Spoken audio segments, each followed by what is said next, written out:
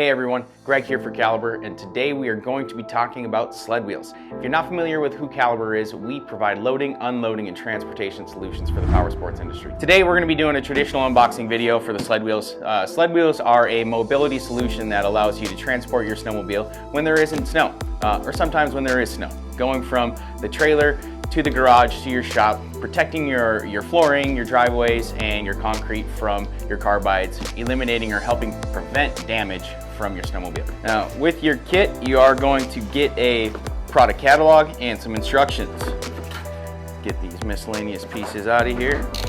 So we got our wheels. We're gonna have 4 of these. You're gonna have your sled wheels arms. You're gonna get 4 of those as well. You will get 2 ski stops or handles. You will get your finger extension kits. These go on the sled wheels arms and protect the bottom of your ski. They are also for different types of ski types and ski heights.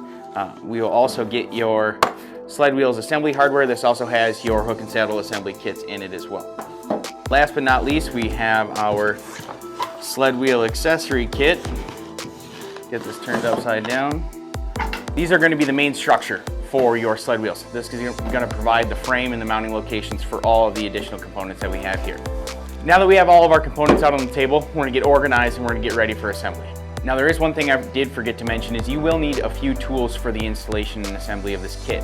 It does come with a 5/32 Allen key, but you will need a T55 Torx. If you don't have one of those, you can use a number 8 Allen, and you also need a Phillips head screwdriver. So with that being said, let's get started. The first thing that we're going to do is take the first T-handle and extrusion here.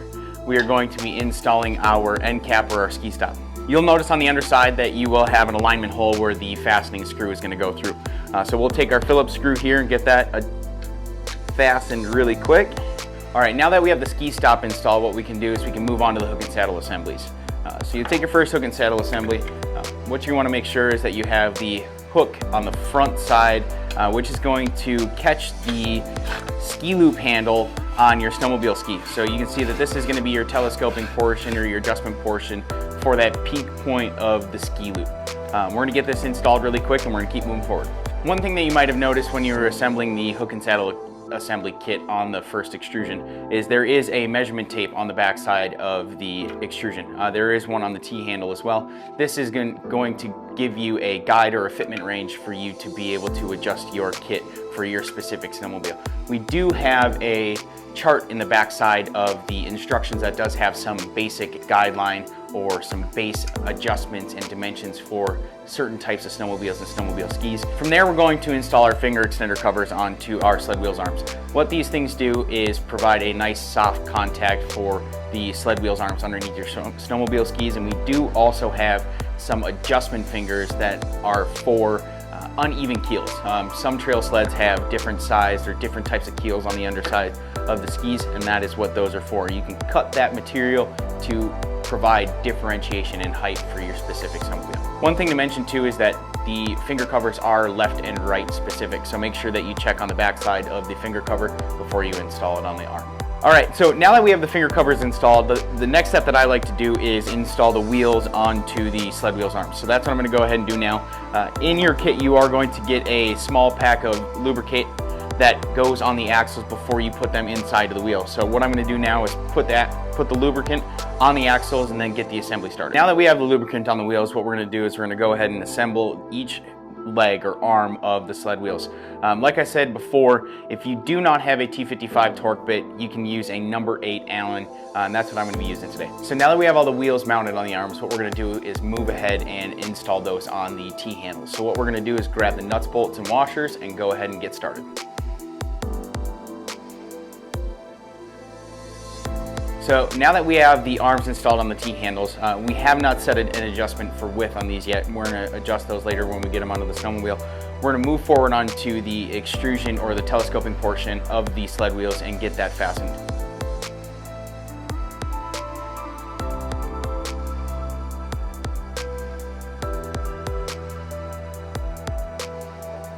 So now that we have everything assembled, what we're going to do is we're going to go through a step-by-step adjustment and installation and setup for your specific snowmobile. In this case, we're using a Gen 4 Skidoo with a Pilot DS ski. So the first thing that we're going to do, my first step that I do is adjusting the hook and saddle assembly. So this hook right here is adjustable up and down for different ski loop heights.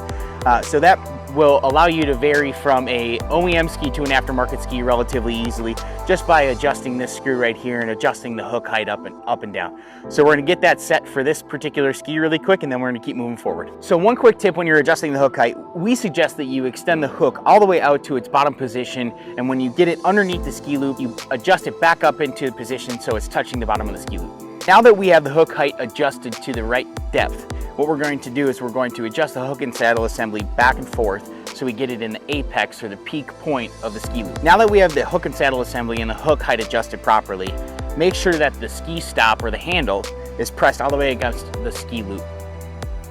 From there, what we're going to do is we're going to adjust the telescoping portion for the length or the distance from the spindle to the ski loop tip. So we'll adjust this screw setting right here, allow us to freely telescope this portion and adjust it out to the proper distance. So one point you want to keep in mind when you're adjusting the length of the telescoping portion from the spindle to the tip of the ski is the alignment point of the ski bolt in the spindle and the bolt on the axle for the sled wheels. When you're adjusting above the ski, one thing you want to do is make sure that the ski bolt is just barely in front of the axle bolt on the sled wheels. What this is going to do is when this goes underneath the ski, it's going to allow you to maintain that proper balance point. We might have some fine-tune adjustments to do once we get that setting locked in, but what we're going to do is we're going to go ahead and set this screw setting for the telescoping portion and make some fine-tune adjustments after that. So the last adjustment setting that we have to take care of here is the overall width adjustment. So we want to make sure that these arms are as close to the ski as possible, allowing for a little bit of movement back and forth left or right. So we'll allow for about a 1/4 inch on either side. One thing to take into consideration is on some OEM skis or spindle assemblies, there is a little bit of an overhang from the factory bolt that goes through the spindle. So keep in mind that if you do have that type of ski or that type of assembly, to make sure that you are outside that bolt, that dimension, so you don't impact the arm or get the bolt caught in the arm's openings. So we'll get this adjusted. We're going to narrow this up just a little bit. You can also reference the fitment chart in the back of the instructions that are included in your kit. If you have any questions relating to basic fitment or dimensions or settings for the sled wheels, don't forget that we do have a fitment guide or a fitment chart for baseline settings in the back of the instructions that you can refer to set some of these dimensions up prior to installing on the sled. So now we make sure that we get the axle bolt and the spindle bolt in line, and then we'll just drop it down into place. So as you can see, we have a little bit of an upward lean. So what that means is that our axle bolt on the sled wheels kit is too far in front of the spindle bolt or the ski bolt that goes through the spindle. So what we're going to do is we're going to take this off.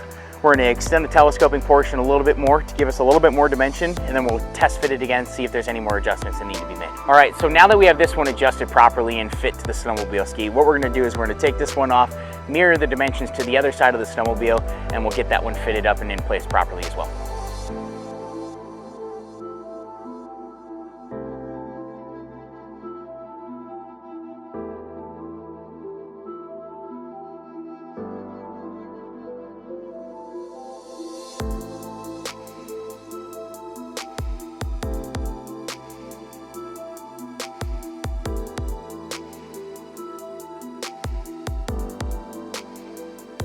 All right, now that everything's set up and in place, we're ready to roll.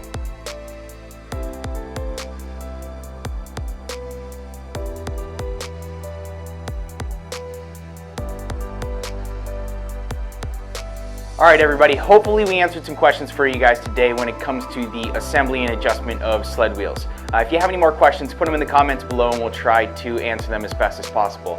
For more information on sled wheels and all other Caliber products, visit our website, caliberproductsinc.com, for more information. Also, don't forget to follow us on our social media channels at Caliber Products on Facebook, Instagram, and YouTube. Always remember, stay safe and get your ride on.